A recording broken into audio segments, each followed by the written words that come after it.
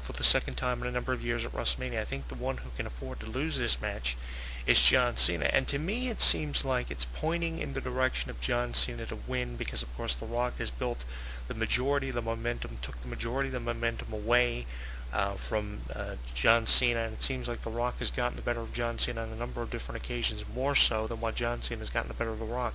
A couple of words have been exchanged between The Rock and John Cena, and John Cena has gotten the better of The Rock when it comes to a microphone war.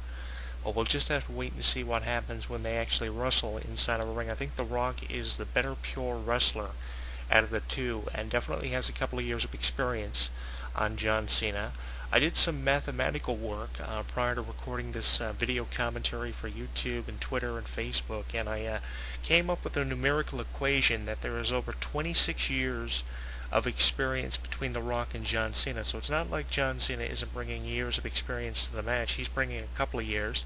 Over a decade of experience. The Rock has about a decade and a half on him, making his prestigious debut in Madison Square Garden 16 years ago to the day he will wrestle John Cena at WrestleMania, and there are over about 18 or 19 championships between the two of them. I'm talking in the matter of world championships, so we have a tremendous amount of experience coming from both individuals, and apart from that, they have held a number of singles championships, everything from the United States Championship, the same title that was held by Ric Flair and Sting, to the Intercontinental Championship, which was held by some of the all-time greats, Steve Austin, Triple H, Shawn Michaels, to name a few.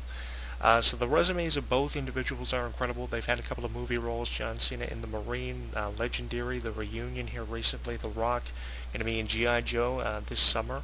And if WrestleMania is it for The Rock, life will go on for him because he has a couple of theatrical releases coming up this summer to promote.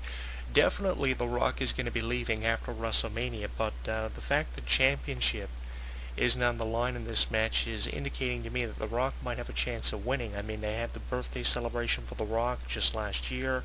He goes away for 6 months. We don't hear from him until Survivor Series, and he wins in the same venue that he made his debut in 15 years ago to that day that he competed against the Awesome Truth, teaming with John Cena. Never before and never again was the tagline of that, and I guess they will never team up again. I think The Rock is going to make a couple of appearances after WrestleMania, and I really think that in the minds of a lot of people, WWE have convinced you that John Cena is going to be the one who has the torch passed to him by The Rock from a handshake that will conclude WrestleMania.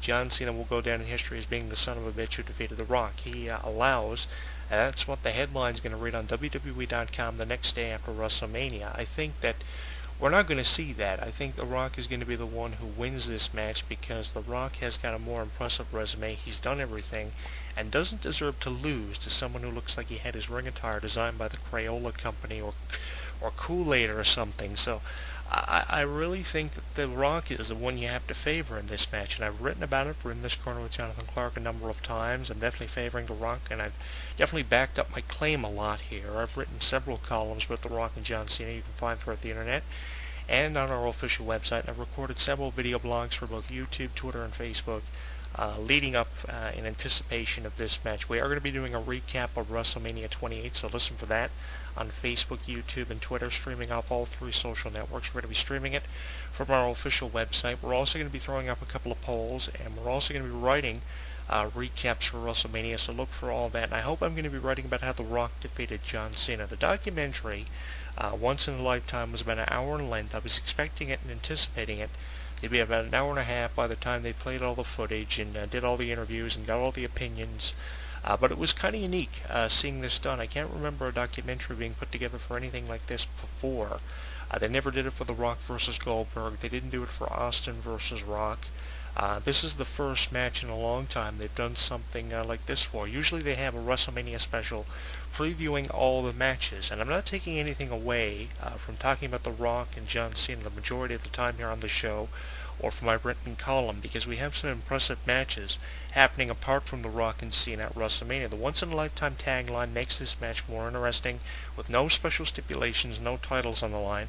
But apart from that, we have the end of an era match, The Undertaker versus Triple H, which is receiving a lot of attention and could potentially be the main event and come after Rock and Cena do their little thing at WrestleMania. I think the Undertaker Triple H match is very deserving of being the WrestleMania main event. I've said this numerous times. on the show. It has a lot of momentum and a lot of pride riding on the line. Shawn Michaels is in there as the ref.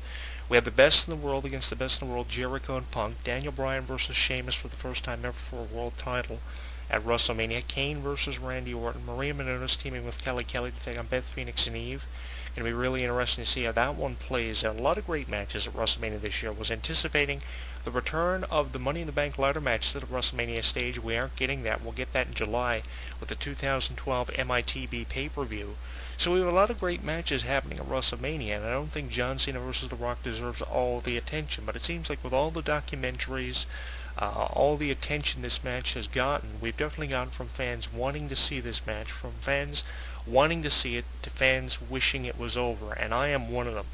I really hope that WWE reach a point of finality and we don't have to sit through another year of promotion for a rematch at WrestleMania 29, although John Cena teased a potential WrestleMania rematch between The Rock and John Cena for an event like WrestleMania 29, which planning is already underway for. We'll get the idea of where the event is going to take place at WrestleMania 28 when the promotional campaign premieres, with the venue being announced and everything. So the venue along with the date, so hopefully we won't have to see John Cena versus The Rock Part 2 at WrestleMania 29. I hope not, because that will mean an entire year of promotion. I think this match has been really over-promoted. Never before, I've mentioned this before on the show, have I remembered a match or can recall a time when a match had been given this much publicity and this much of an open forum to be promoted on. We've seen everything from documentaries to in-ring promos to other wrestlers weighing in on the match, written columnists writing columns about it, radio shows talking about it. So much promotion is being done for this thing inside the WWE universe and outside of it. I think we've definitely gone from fans wanting to see this match to fans being sick of it and wishing it was over. I am really hoping The Rock is going to win this match. I keep going back to this promo that he did in Boston, where he referred to himself as one of the greatest of all time, and then a couple of weeks after that, then he does the promo in front of the Rocky Balboa statue, saying that he needed to win the match and to be known as one of the greatest of all time. He beat Stone Cold Steve Austin, Hulk Hogan, and a number of other prestigious names at WrestleMania. He even alluded to the fact that he went into one of the biggest WrestleMania matches of all time with Austin at WrestleMania 15 and lost. A couple of years after that, they would meet in a WrestleMania rematch. The Rock would lose again. And the third time they met would be at WrestleMania 19, when The Rock would go on to beat Stone Cold Steve Austin after 3 consecutive Rock bottoms that would take it to get the job done on Stone Cold Steve Austin. The point was The Rock accomplished his goal. Something that ate him alive in 2003 was the fact he had never defeated Stone Cold at WrestleMania. And he got the job done. Not only did he get the job done, but he retired Stone Cold Steve Austin from in-ring competition. So much like Shawn Michaels can lay claim to retiring Ric Flair, someone he idolized at the age of 15, The Rock can lay claim to retiring one of the greatest of all time, Stone Cold Steve Austin. He can also have claim to facing Goldberg in what was the ultimate dream match of the early 2000s. He's done everything, even faced Hulk Hogan in 2002 at WrestleMania 18 in an incredible match that people are still talking about. And a photo of The Rock shaking hands with Hulk Hogan at the end of that match is found in our Image Center powered by Photobucket.com. You'll find many WrestleMania photos in our Image Center. Make sure you check them out. The Rock's done it all, and along with doing it all, he's been able to entertain us a number of different ways. And a lot of people refer to The Rock as the son of a bitch who turned his back on the professional wrestling industry. But he didn't turn his back on the fans. The thing was, The Rock left the wrestling industry and continued to make movies. He's been in everything from Race to Witch Mountain to The Mummy, so he still entertains us regardless if he's wrestling or not. The Rock doesn't need to wrestle to entertain us, and The Rock didn't forget about us.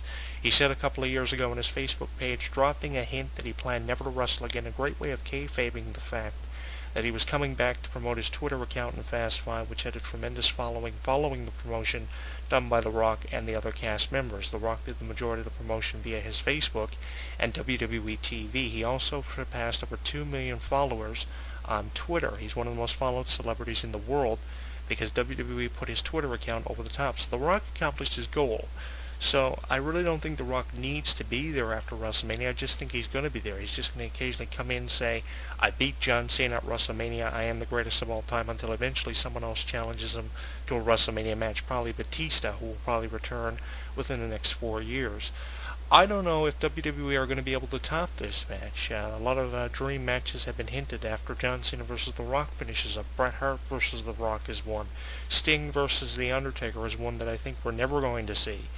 A lot of dream matches have been hinted and dropped, but I really don't think WWE are going to top this, and it's going to be years, probably over the next decade, before we see John Cena versus The Rock topped. The only thing that could top it is a potential WrestleMania rematch. The only thing that could top The Undertaker versus Shawn Michaels from WrestleMania 20